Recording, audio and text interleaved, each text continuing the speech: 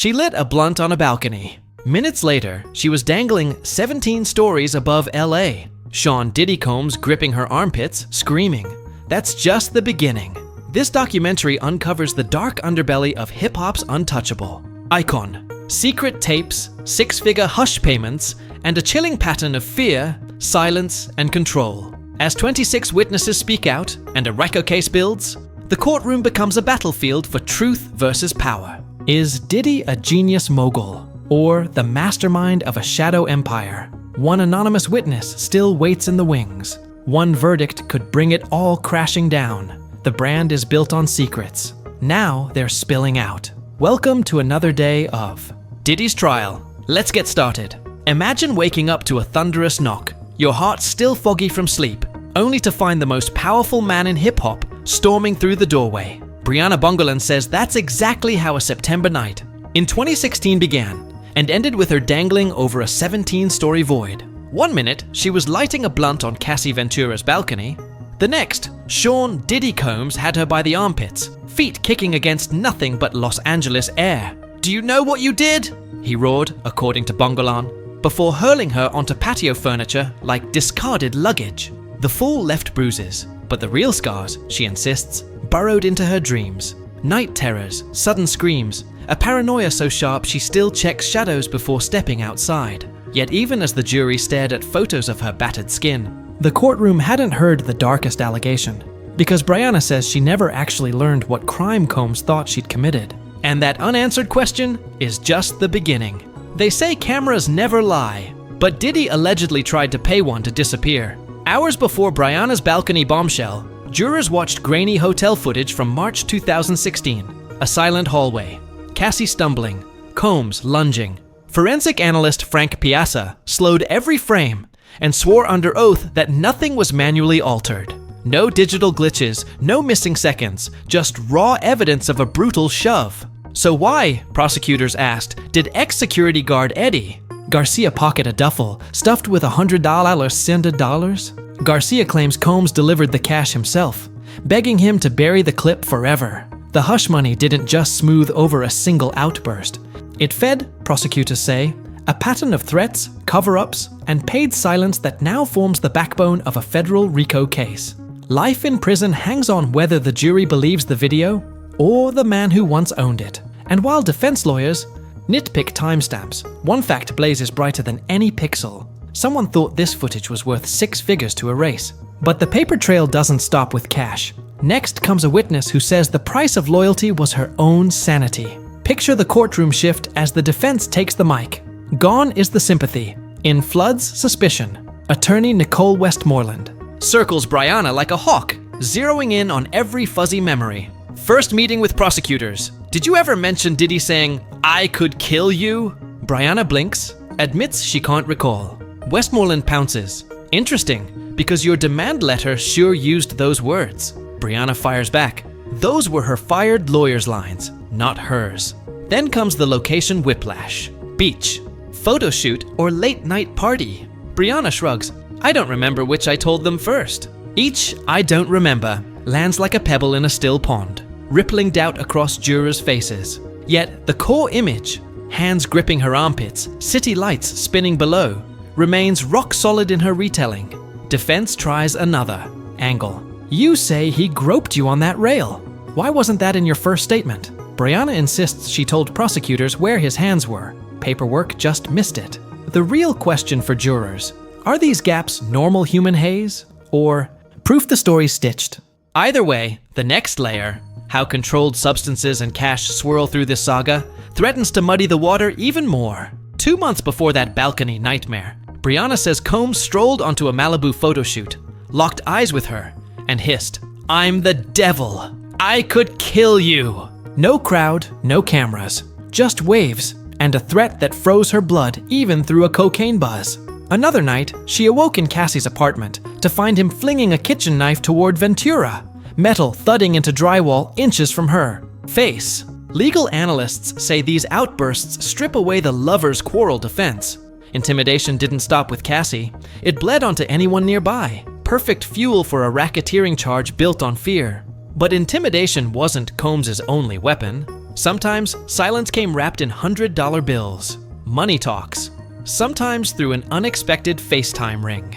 Bryana says that in early 2024, her old friend, producer Rob Holiday, flashed onto her screen from what looked like Diddy's manicured backyard. His message? "I'm authorized to settle. No lawyers, no paperwork, just a casual video call laced with unspoken pressure." Bryana listened, nodded, but hung up unsettled. A month later, she filed her own suit, pegging the balcony terror at a cool $10 million. She swears the figure isn't about a jackpot. It's about justice, and about stopping a pattern of hush payments she claims stretches back years. Remember, Eddie Garcia already admitted taking $100 to bury hotel footage. Now a music producer allegedly floats settlement cash across Wi-Fi. Defense paints Bryana as opportunistic, but prosecutors say these payouts show a calculated playbook. Threaten, pay, silence. Bryana even fired her first lawyer for inflating details, afraid the truth would drown in exaggeration. If money can erase bruises, what can't it erase? Next up is the emotional price tag. Nightmares that no check can.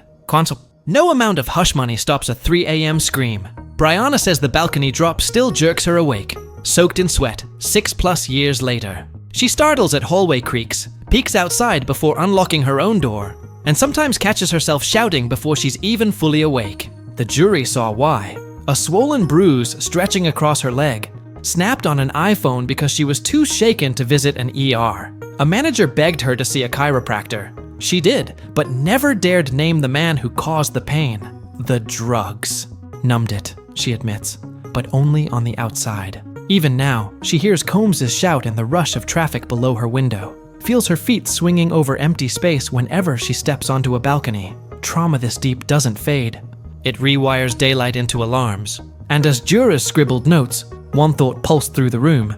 If this is what a survivor carries, what secrets are still buried in the shadows of Diddy's empire? Cue the swirl of drugs, loyalty, and broken friendships that fuels the next.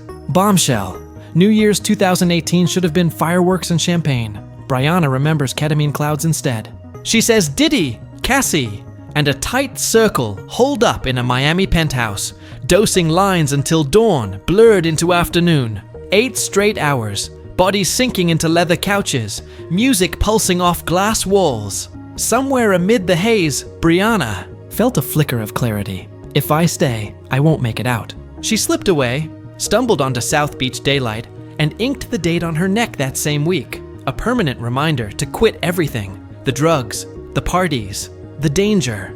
But walking out didn't erase the past. It only thinned the phone calls. Her once nightly chats with Cassie turned sporadic. Then silent, yet the bond still tugged. When Cassie sued in 2023, she begged to include Bryana's name. Bryana refused, fearing more spotlights, more threats. Now forced back into the story on the witness stand, she carries that tattoo like a timestamp of survival. Proof she left the suite, but the suite never quite left her. And if a single night could rewrite her life, what will happen when the defense tries rewriting the story for the jury tomorrow? From a lone balcony scream to a chorus of 26 voices, the courtroom is starting to sound like an album, except every track tells the same chilling story. Security guards, hotel bosses, even rapper kid Cudi have stepped up to the mic, each adding a beat of violence, cover-ups, or fear. Prosecutors call it proof of a corrupt enterprise, the RICO glue that could lock Diddy away for life. The defense calls it noise. Half memories from drug-blurred nights, stamped with immunity deals and million-dollar motives. Jurors flip notebooks as names fly past.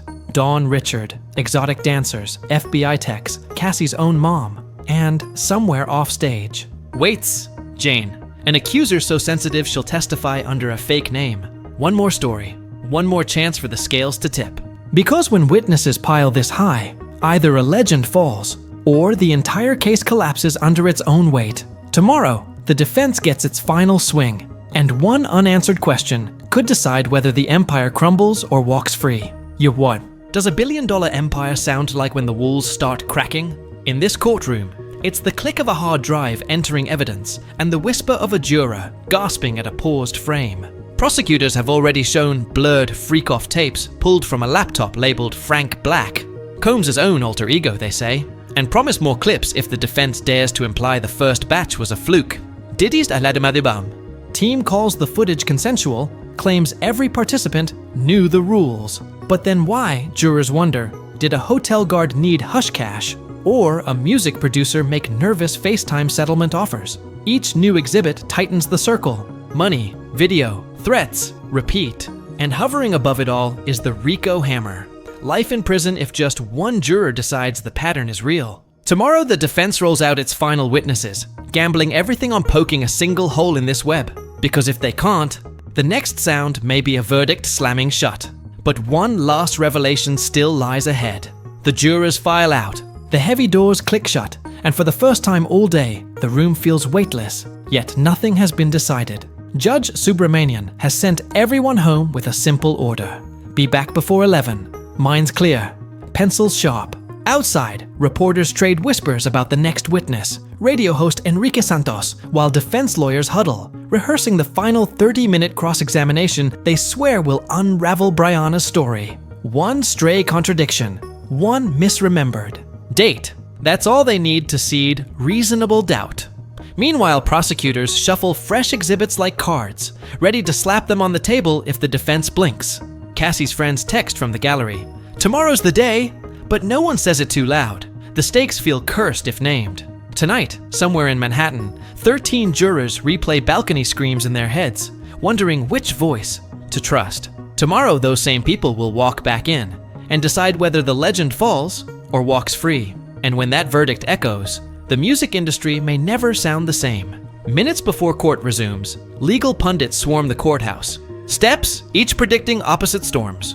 Former federal prosecutor Elise Adamson calls Bryana's account the missing RICO puzzle piece, insisting it widens abuse beyond romance into pure intimidation, exactly what racketeering statutes crave. Cable hosts replay her quote on loop while defense surrogates flood social feeds with a counter-narrative. Toxic breakup drama, not organized crime. But jurors won't scroll headlines.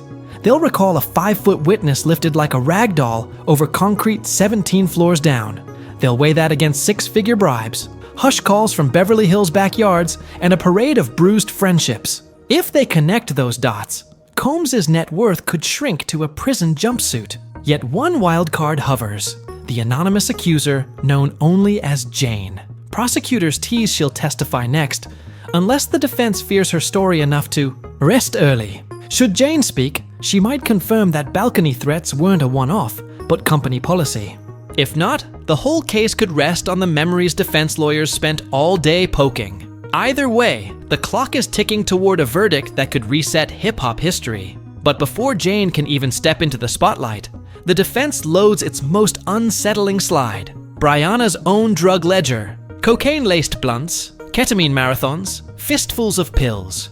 Westmoreland spells it out line by line, then asks the one question every juror's lips tighten around. Can you trust a memory filtered through that much powder? Bryana concedes the Iowa binges, even jokes she once sprinkled cocaine like salt, yet holds firm. Drugs blur the night, but you never forget fear. Prosecutor sees the moment, reminding jurors that addiction cuts both ways. Combs allegedly fueled the highs he now attacks. Meanwhile, social media erupts. Fans split between victim-blaming accusations and memes dubbing the trial hip-hop. Narcos. Inside the courtroom, eyes ping-pong between Bryana's tattooed sobriety date and a hotel video that needs no sober witness to confirm its punch. As tension thickens, one truth crystallizes. If the jury believes trauma can burn through chemical haze, the balcony scene survives intact. And with Jane waiting in the wings, the question shifts from credibility to scale. How many stories make a pattern impossible to ignore? The clock strikes 11, and a hush blankets the room as Enrique Santos takes the stand. A radio voice millions know, suddenly trembling behind a courtroom mic. He recalls an off-air moment in 2017, when Diddy, mid-interview, muted the studio. Feed and whispered, "People see what I let them see." At the time, Santos thought it showbiz swagger. Today, it lands like a confession. Prosecutors pounce, framing the line as a mission statement for the hush money machine. Defense counters, "It's just branding." But jurors lean in, pens frozen, because the phrase echoes everything they've heard. Tapes buried, threats mumbled, settlements floated on FaceTime. Santos swears he has no vendetta, yet admits he felt chilled enough to save the clip on a backup drive. The judge allows a short excerpt to play. Diddy's laugh, then the whisper, low and unmistakable. The gallery ripples. If image control is the empire's heartbeat, this tape could be its stutter. And, with closing arguments looming, one whispered sentence might outweigh 1,000 pages of testimony. The finish line is finally on the horizon, but the tension only thickens, with Enrique Santos's whisper still echoing. People see what I let them see. Prosecutors signal they're ready to rest. Now it's the defense's last chance to flip the script before closing arguments. They promise a rapid-fire parade of character witnesses, each poised to paint Diddy as a visionary, not a villain. Yet, hovering over every polite soundbite is the specter of Jane, the anonymous accuser whose story could detonate all remaining doubt. If she's called, her concealed identity alone will remind jurors that fear, not fame, shapes this case. If she isn't, prosecutors will ask the jury to imagine why a woman might stay silent even now. Either way, Judge Subramanian has cleared his calendar. Once both sides rest, instructions go out and the verdict clock starts ticking. Life in prison, or a walk out the front door, may hinge on a single afternoon. And when that verdict lands, the ripple won't stop at the courthouse. It could redraw the line between power and accountability in every corner of the music world. 12. Strangers will soon vanish into a locked room with nothing but notebooks, bruised skin photos, and a 6-word whisper. People see what I let them. No lawyers, no cameras, just the evidence replaying in their heads like a looped track. Did Diddy mastermind a shadow empire of threats and payouts? Or is this all tabloid smoke? Each juror must decide whether a rap icon's brand is brilliance or camouflage. One unanimous checkmark could swap mansions for metal bars. A single dissent sets him free. The music industry waits outside, holding its breath. And when that door finally reopens, the silence will speak louder than any verdict. Read aloud,